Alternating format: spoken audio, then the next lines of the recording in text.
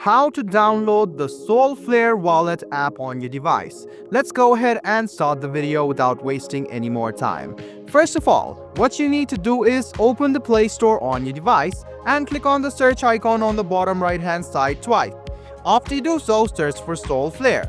You can see Solana Welfare by Solrise Research Ltd. Go ahead and tap on the Solflare and tap on install. As soon as you tap on install, the app will be downloaded and installed instantly.